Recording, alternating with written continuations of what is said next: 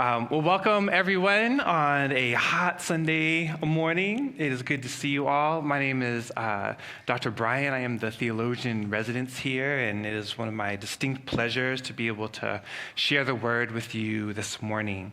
Our word comes from Matthew 5, verses 13 through 15. We are continuing in the theme of home with others and working our way through the Sermon on the Mount. Read with me the word of God. You are the salt of the earth, but if salt has lost its taste, how can its saltiness be restored? It is no longer good for anything, but is thrown out and trampled underfoot. You are the light of the world. A city built on a hill cannot be hid. People do not light a lamp and put it under the bushel basket. Rather, they put it on the lampstand, and it gives light to all in the house. In the same way, let your light shine before others so that they may see your good works and give glory to your Father in heaven. The word of God for the people of God. Thanks be to God. So one of the reasons I love the Beatitudes so much is just how much it asks us to rethink ourselves in relationship to the world, to others. And we've seen this as we've been going through the Beatitudes, right? The Beatitudes have spoken to us in so much of our everyday lives, whether it is our poverty, whether it is our loss, whether it is our grief, whether it is our kind of foolish hope that somehow things will get better, our uncertainty in the face of evil. But I think the other thing about the Beatitudes that we see is that they are never just about you. They are never just about me. They are actually always about the ways that we see each other, those relationships that we have to one another, in sometimes really powerful, connected ways, like why we grieve for those that we lose, but also in ways that make us wonder, in the ways that we're connected to everything that's happening to us that maybe make us wonder, why is it that they have it all and I seem to have so little? Why do they why do I lose the ones that I love while they get to grow old with ones that they have give birth to? Why do their parents live long lives and I lost mine so young? Why do I endure persecution and every little thing I do is questioned or resisted or troubled, while those over there seem to live lives of ease? The Beatitudes are speaking to people who are existing in these places, and they are reminders, right? All of these things, blessed are you. I know you don't feel it right now. I know you feel stressed. I know you feel loss. I know you feel grief, but you are blessed. You have a kind of presence in you. If you might begin to feel it, to see it. And not only is it possible for you right now, but there will be a day, for you will inherit, for you will be, right? There's a promise attached to this as well. But in the midst of it, we are in the now, and the now is a space of strife and dissension. And the Beatitudes are about rethinking our faith.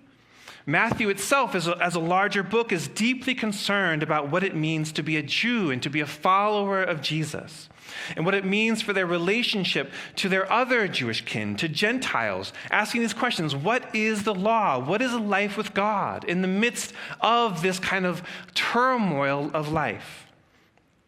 And this feels a lot like our lives right now, maybe. Struggling to understand what our life with God looks like in the face of those whose ideas of faithfulness look so different than ours. Violent even.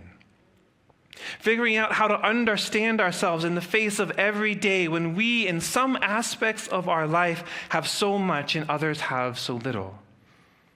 Or we have so many complications while others seem to have it easy. And we're all kind of asking this question, where is God in any of this? Or what do we do as a people of hope? When a desire for peace looks naive in the face of those who are corrupt and so willing to use power and violence and nihilistic means to meet their own ends. What should we do in this world? Who should we be? And so the Beatitudes are reminding us of what participation in God's life looks like. That there is a life on the other side of what can sometimes feel like foolishness. When we face people and systems who have an utter disregard for the lives of any life other than their own. And so as I've been rereading the Sermon on the Mount this week, I've been a little overwhelmed by the kind of terrifying relevance of Jesus' words on the top of that hill. On the one hand are the words themselves, but when I sit with it, I also begin to feel what makes those words necessary for Jesus.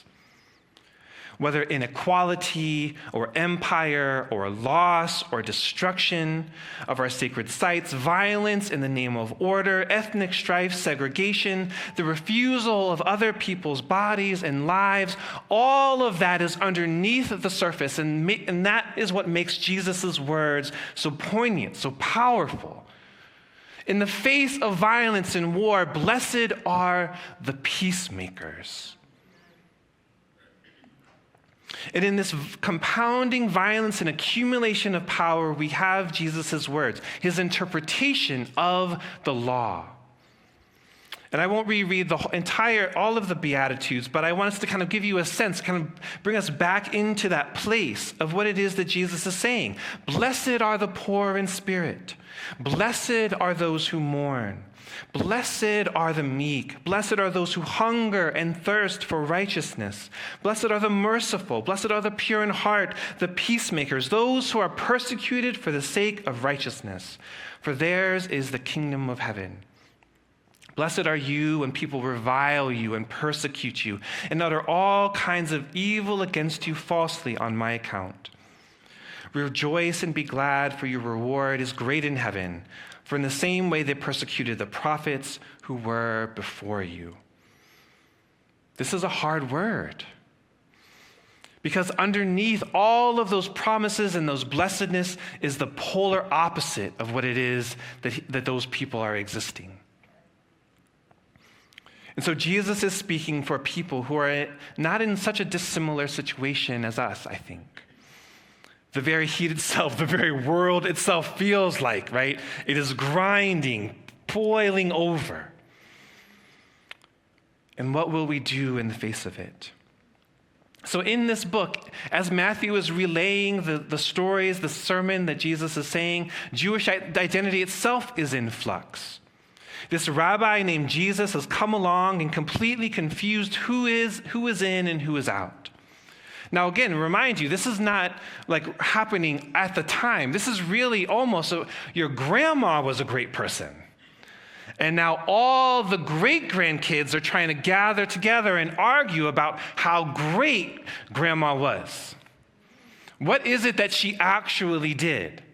And some people are like, oh, her spaghetti was the gem. Some people were like, no, it was her ham. People were like, no, did you see the way that she helped those people along the street? Well, how should we live into grandma's legacy? Should we make spaghetti or help people on the street, or should we do this? And of course, you can't do all of those things because that would make too much sense, right? It's got to be one thing.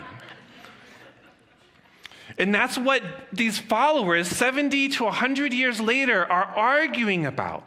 How do we live into Jesus' legacy? What was that legacy? What did his life mean for us? Because clearly it continues to reverberate, to live, to press into us. What does it mean, especially for those of us who were Jewish, as Matthew is trying to think about what this looks like? And now part of the other thing that's working underneath the surface of this is that the Roman Empire is continuing to kind of churn. And during Jesus' time, there was this kind of tacit understanding. Jewish law, Jewish practices, as long as you don't do anything anti-Roman, we're good. We'll let you do your thing. We'll do our thing. But sometime after Jesus' death and resurrection, that became there was a kind of resetting of things, and the Roman Empire destroyed the Jewish temple in Jerusalem. And again, so part of this is like there's this kind of unnerving kind of recalibration of the relationship. Who are we in relationship to our own Jewish self-understanding? Who are we in relationship to this empire? And what can we do because the empire is flexing its muscles now? Should we accommodate? Should we shrink? Should we just be good Roman citizens? Or if we really live into the fullness of our law, we will become a threat. Because to live into the law is to live into the purposes of God's life, and to live into the purposes of God's life are contrary to what it means to worship and be a good Roman. What do we do? So in this sermon, Jesus sees how something as complex and overwhelming as empire and inequality and patriarchy and hunger and injustice winds itself into the everyday lives of people. And one of the ways these powers work is to reduce us to our circumstances, to reduce us to what we do. The totality of who we are is defined by our condition. You are the widow. You are the one who lost. You are poor. You are this. You are that. And the entirety of who you are now is about this one condition, this one sliver of who you are, which now allows everyone else to treat you in a particular kind of way. And these conditions of power grind against any sense of hope or kindness or mercy or humility out of us because it feels like only the intolerant or the powerful or the intemperate or the harsh survive or even thrive. I think this is part of why Jesus points to those who have mercy, to those who are hungry for righteousness. The people who feel these things, who are described in this re-articulation of the law, are those who have experienced loss and injustice and violence and hatred and lies, and they want something different for themselves, and they want something different for their neighbor. Because in these moments, we face two distinct possibilities. We either become like them, or we cling to God and another way of being in the world, which looks like foolishness. And so as Jesus moves from these sayings, or we might even call them a reconstruction of faith, a retelling of the law that presses into the very heart of what it means to live a life with God, his sermon moves from blessings, descriptions of the listeners' conditions, to what they do in the face of a fallen world, asking them to consider their circumstances in a new way. To them, speaking of what their lives are.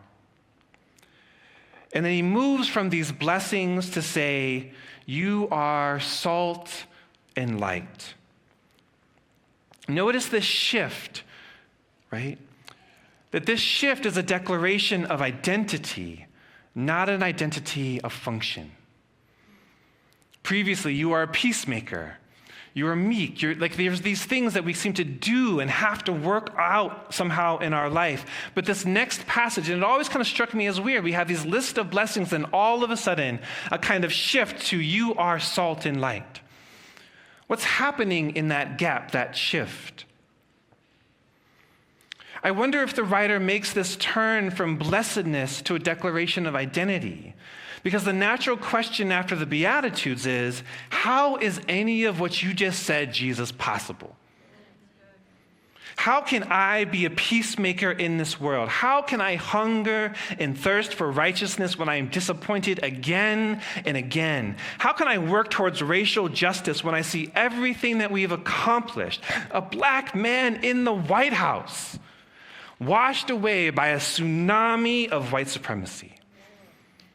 How can I grind every day for gender equality and a basic recognition of women's bodily autonomy when the courts are stacked against us? How can I keep knocking on doors or casting ballots when it's really just a county in Wisconsin that could decide an election? How can I work for peace when there are too many with guns and missiles and minds bent on the other's destruction? It feels like foolishness.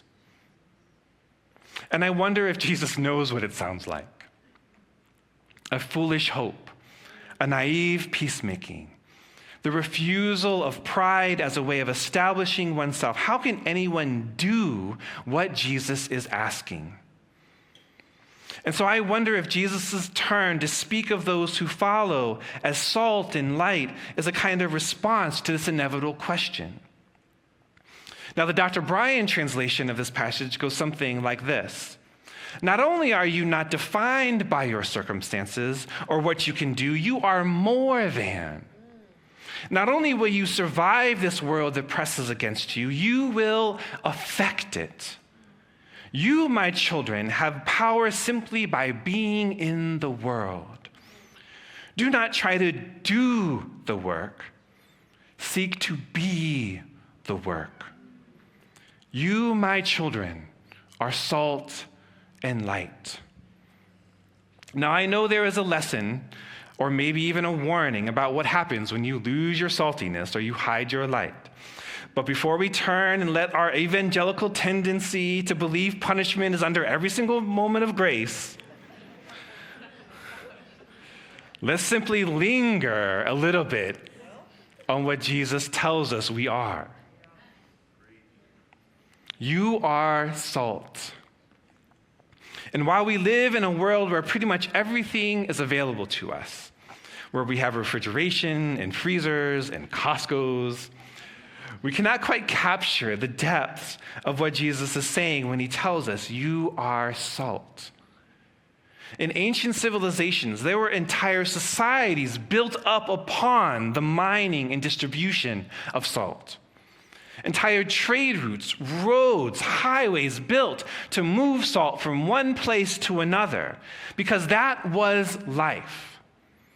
Even more valuable than gold or silver, salt is what preserved people's lives, because it preserved their food, replenished that which they lost in their work and their toil in their bodies. Salt was not just about flavoring or preserving food. Salt was also seen as medicinal. It was seen as this kind of almost a magical element, kind of given over by the gods, because they understood what it meant to our bodies, that we could not, in a sense, live or exist without it. And it was central not only to Judaism, but also beyond Judaism. And specifically for the Jews in the crowd who are listening, they're hearing this proclamation with the context of their regular practices of Sabbath and worship, where the sacrifices offered were always to be salted. It was not a true sacrifice if it was not salted. Meals were never to be without salt, because this without the salt, we are not. See y'all. I'll just take a drink now.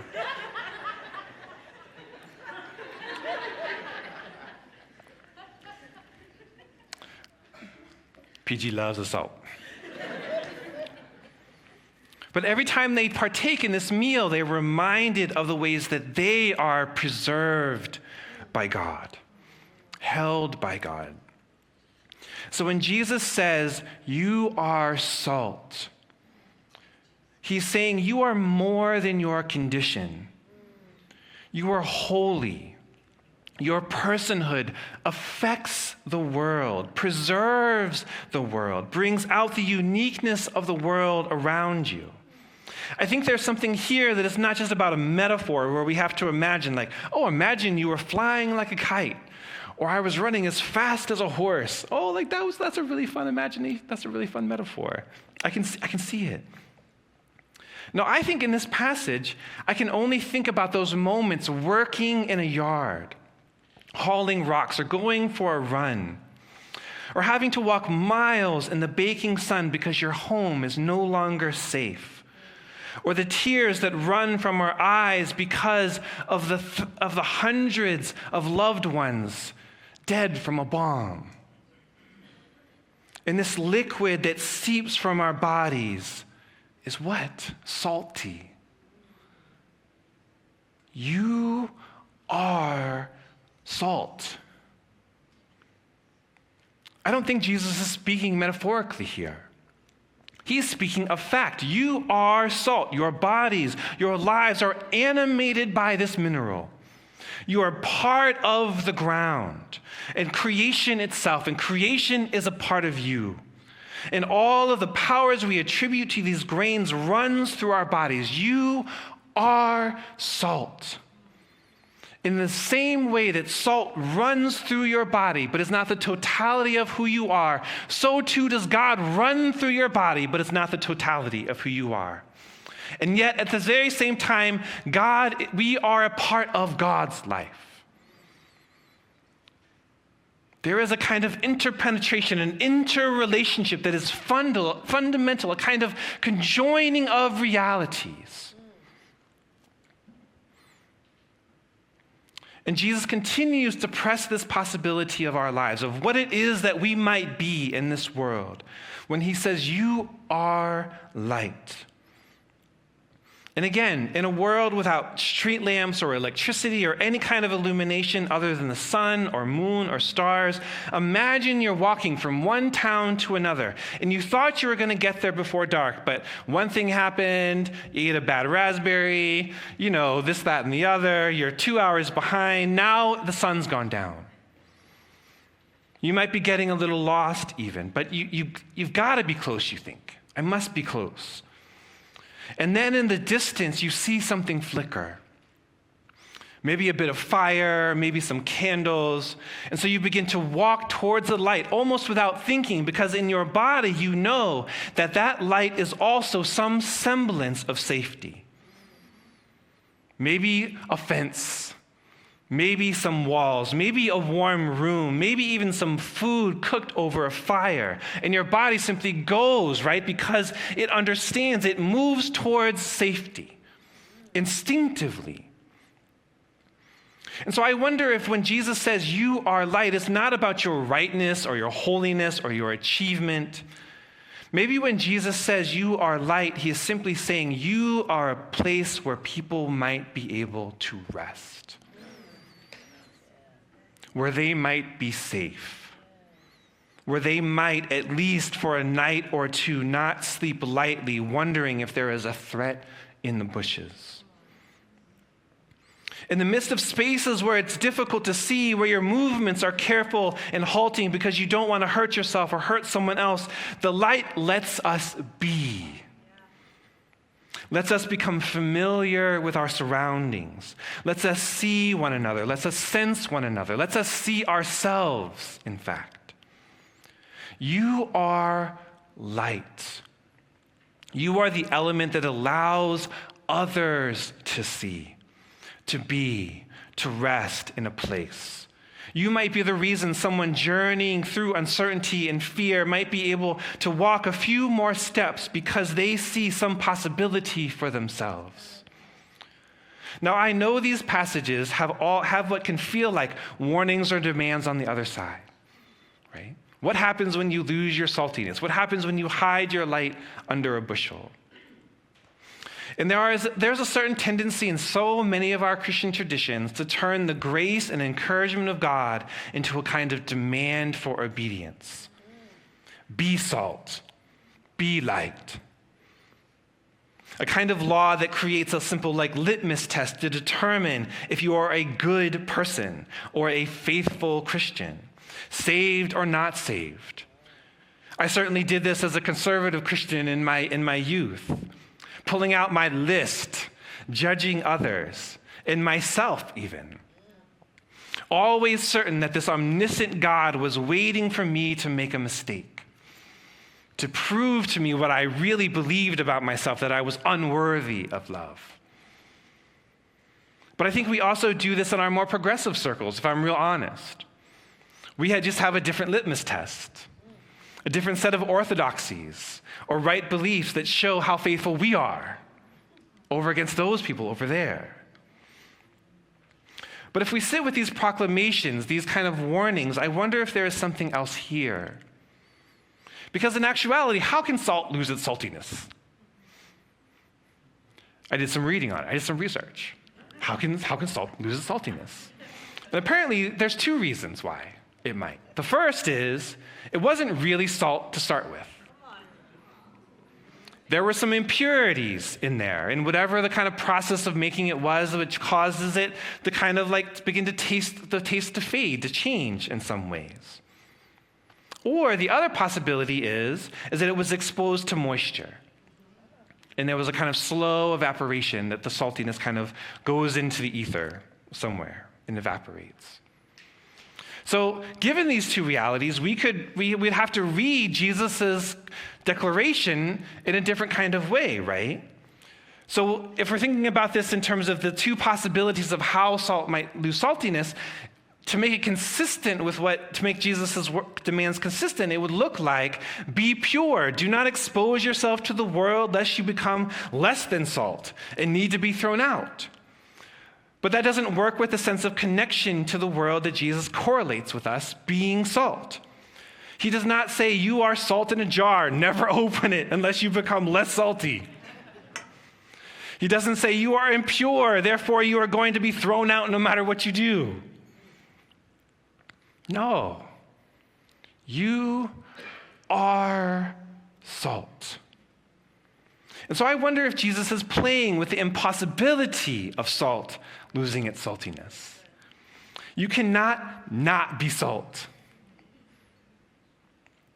It is who you are. But you could forget who you are. You could refuse the way you have been formed and knit together in this peculiar and incredible way that has a way of bringing out the flavor in those around you. You could forget that there is something about you that might preserve the lives of those you are bound to. You could forget that this element is infused in the entirety of your body, and even when it's lost through your tears or your exertion, these elements return in a cycle of life. You could forget your power and say that I think everything needs to be salt, and create your community into a kind of Dead Sea that cannot not harbor any life because of its concentration of what you believe is right. So in Judaism, the use of salt is deeply tied to the notion of covenant, of God's creation of and continual relationship with Israel. A Jew is a Jew because God calls them into being and binds God's self to them. They are not a Jew because they say or do the right things. The presence of salt at the table and sacrifices is a constant reminder to taste that enduring reality of God's life with them. Now again, when I bring up Israel or Jews, I'm not speaking of the specific nation state that is so right now. That's a technical political term. But in some ways, even that moment is maybe even a kind of indication, right? In a world that is confused and utterly violent, what is it that they are choosing to do but of kind of violence in order to create themselves? That is maybe, perhaps even contrary to the ways that God wants to exist with them and God wants them to exist in the land. Perhaps. But in our Christian faith, we understand Jesus as the Son of God birthed in Israel's life, both for Israel, but also for us, for all of humanity. In the incarnation, God says to us, I am in you, and you are in me. You are light. You do not cease to be light, but you can hide it. You can refuse to be. You can see people wandering in some way or another, and you can quietly close your shades. Now, this might mean some ways that are obvious. We see a person who needs food or some water, and we simply walk the other way. But it could also be that socially awkward person who never seems to say the right thing. And we see them across the room, and suddenly we remember there was something else we needed to do the other way. Being light is about creating some semblance of home for others in some small way within the confines of power, the power that you walk with every day. This is not simply about what we need to do to be good. In these moments, we are remembering. We are redrawing who we are again and again. And because we never cease to be these people, God has said, you are light. You are salt. You are never not those things. The question is whether or not you remember who you are. And in remembering who you are, living into who you are, do you participate in what God is already doing in the world? Now, I'm not sure there is a clearer example of what this possibility looks like than Quest's participation in the Pride Parade last week. Looking through the pictures, seeing individuals and the collective joy rolling and walking through the streets of Seattle, celebrating the manifold expressions of God's love, is there anything clearer than salt and light? It is not judgment, it's not evangelism, it's living your life with God in public. Now, I don't know what's going to happen in the next 6 months. I am fairly sure that either way, we have not turned a corner. We might be existing in a sunsetting of an empire. We are certainly living in a world where climate change and shrinking natural resources is spurring movements of people and creating a sense of scarcity and fear. And whenever there is scarcity and fear, there's also violence. A kind of coalescing of power and control that feels like it favors those who are willing to do whatever is necessary to save what or who they believe in. And these are not abstract concepts, friends. We are facing people who have developed elaborate 900-page plans to make sure the government lives into the will of a kind of theocratic imagination that has a very particular way of being in its sights. We are facing a well-funded, decades-long initiative to transform the courts, well-orchestrated media campaigns seeking to revive patriarchy in all of its forms, and a former president and supporters willing to do anything to recreate a patriarchal white supremacist order. When we look globally at the rise of the far-right regimes, we see this scrambling for power, and it is always built upon the idea that a country is a home for some people and not others. In the face of this, I'm not sure that we really need extraordinary acts to be salt and light. In the face of powers and principalities who try to create hostility and control, salt and light is as simple as being home for others. And it's just that radical. There will be temptations in this season to be quiet, to hide who you are and who you are for, or to adopt the tactics of power and abuse and violent othering, because this feels like it's the only way to combat the injustice that's rolling through the world. But I wonder if in this moment, in Jesus' sermon, he is reminding those in the crowd and those who are following him and those who are in this room or watching of the unequivocal power of being who God made you to be. You are salt. You are light. And so as we close, you're going to take part in a communion in just a few minutes, and we're changing things up a little bit. Part of your meal today will be salted. If you were baptized at Quest or have seen a baptism, you may recall that the baptized receive a taste of salt on their tongues just before they are submerged to remember God's presence. And as you come through the aisles today and you taste that mineral of preservation, of enhancement, remember that your life with God is not simply about what you do. Your life with God is about who you are, who God has made you, uniquely and beautifully good. And in who you are, God speaks. God calls others home. And in those you meet, God might even have a home for you. This is our life together with God. You are salt. You are light. Amen.